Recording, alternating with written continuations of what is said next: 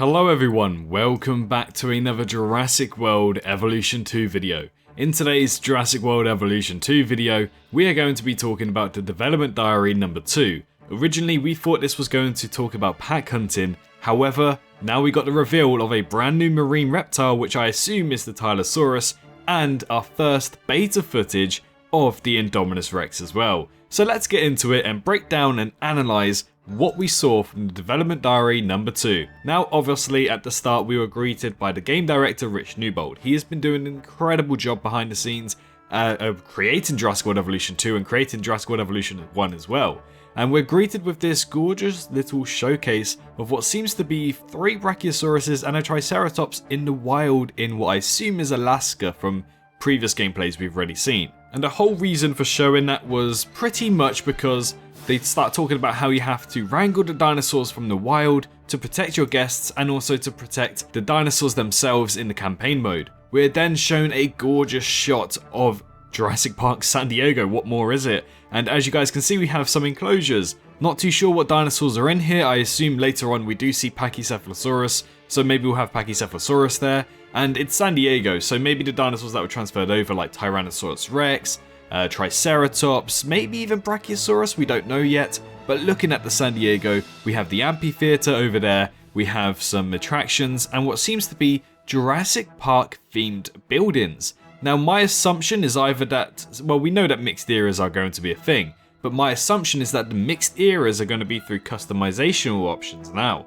I don't know if that's true or not, I'm just kind of speculating here, because if mixed eras kind of work, the best way to do it with the new customization options for Jurassic World is to make them customizable as well, if that makes sense to you guys. But we get to see the visitor center over there as well, and many sort of thatched roofed areas for Jurassic Park. Next up we get to see 2 Carnotauruses fighting, which I thought was pretty interesting, another social interaction.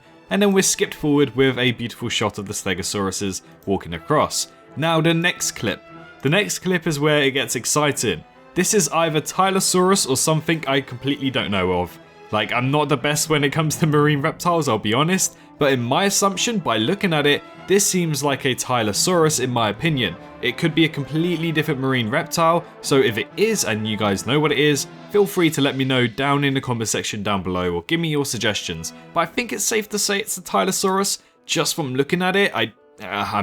Again, it doesn't look like Jurassic Park Telltale's Tylosaurus, which I assume they'll probably do the model of, but it seems more realistic of a Tylosaurus.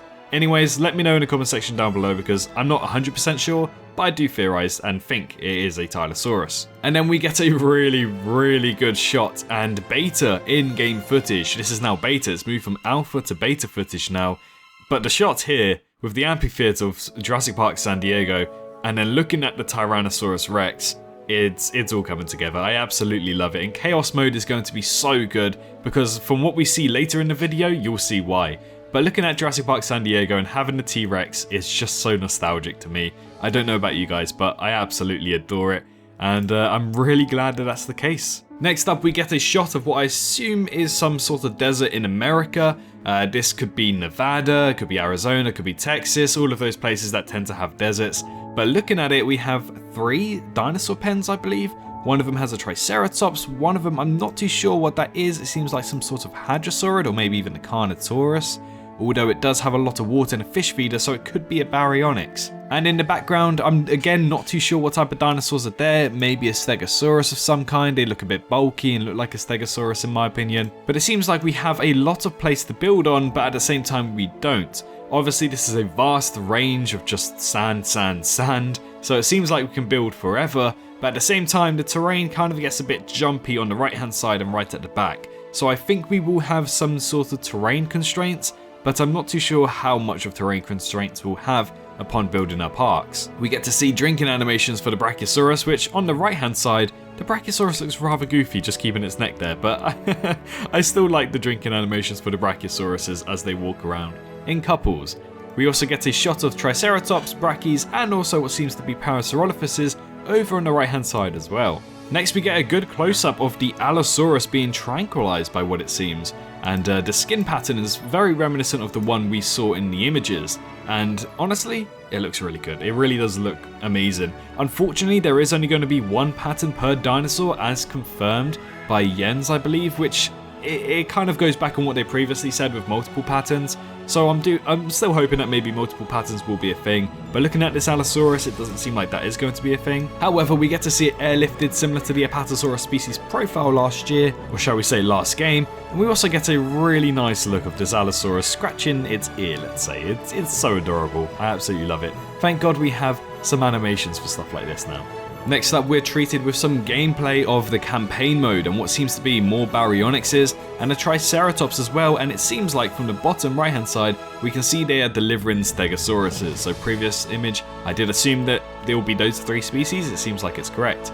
We get a look at the Stegosauruses up close, driving around in the Ranger vehicle, viewing the Baryonyx, you know, all of this type of mechanics, the new mechanics in the game, just make the game feel so much more alive. I can't wait to get my hands on the game and see if it portrays the same thing we're watching, but by the looks of it, there's a lot more managerial aspects to this game than it was in the first game. We also get a look at the Alaskan setting with the Carnotauruses, nothing we haven't really seen before, and some more cinematic shots of Cabot Finch talking in the right hand corner, as you guys can see, and also the Ranger vehicle building back defenses, the same as we had in the first game as well. Now, we were being spoken about trying to tranquilize and capture wild dinosaurs, and that's what I assume is going on here in Arizona. I guess I got it correct. Arizona, as you guys can see, we're trying to tranquilize the Triceratopses and also bring them back to the enclosures. So I assume that's going to be main aspects of building a park, or the campaign mode of this game, is that you'll have to capture these wild dinosaurs and bring them back to Sanctuary and trying to build them nicely, a nice enclosure, and treat them really nicely for your public to view as well. So that way you keep the guests and dinosaurs safe as well. We are told that we have sandstorms and snowstorms as well, and we can see the sandstorm in effect right here.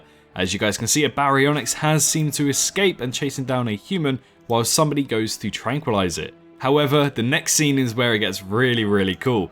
We get to see the new mechanic system of what I assume is the Paleo Medical Facility, where we have injured or tranquilized dinosaurs arriving on that helipad area, and then they'll be diagnosed or they'll be fixed up, say if they have scars or anything.